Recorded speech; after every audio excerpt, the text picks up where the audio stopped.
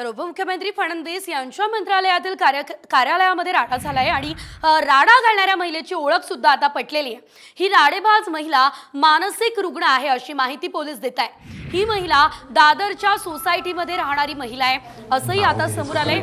या महिलेने याआधी सोसायटीमध्ये राडा घातल्याचे अनेक व्हिडिओही समोर आले। सलमान सोबत लग्न करायची या महिलेची इच्छा आहे, त्यामुळे सलमानच्या फोन नंबरचीही ती मागणी करते।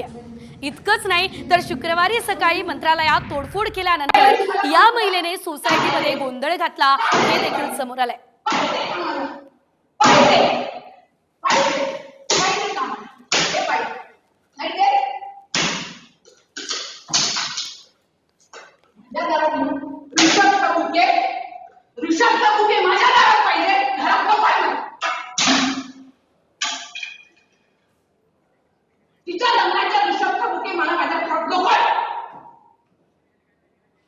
तर या महिलेसंदर्भात पोलिसांनी नेमकी काय प्रतिक्रिया दिली, काय माहिती दिली आपण बघूयात।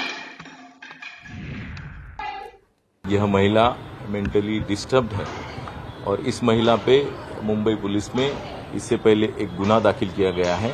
उस ऑफेंस में माननीय कोर्ट के सामने भी एक रिपोर्ट दिया गया था जिसमें यह महिला मेंटली डिस्टर्ब्ड है और इसकी वजह से उसको खुद को और बाकी लोगों के सेफ्टी को भी खतरा है, ऐसा रिपोर्ट में दिया गया था।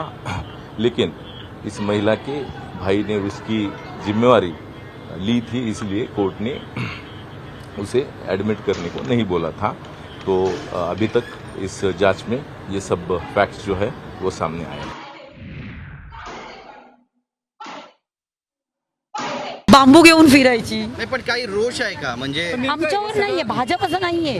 आता सलमान खान बरोबर तिला लग्न करायचे, सारखं तिचं आले की मला सलमान खानकडे घेऊन जा वगैरे। आता मी काय बोलू या गोष्टीला?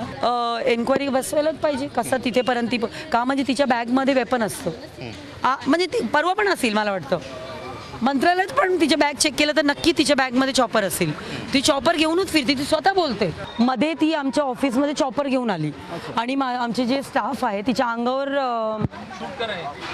छत्री घ्या ना तिला आम्ही पकडलेल्यानंतर मोठं जे असं जाडसर असं चॉपर होती, आम्ही ते घेतलं आणि ह्याच्या हाताला बघ लागलेलं हे रक्त येते बघ।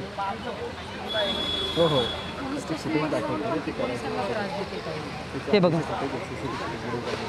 ती मेंटली डिस्टर्ब आहे, त्याच्यामुळे तिला पॉलिटिकली ह्याच्यात काही हे नाहीये।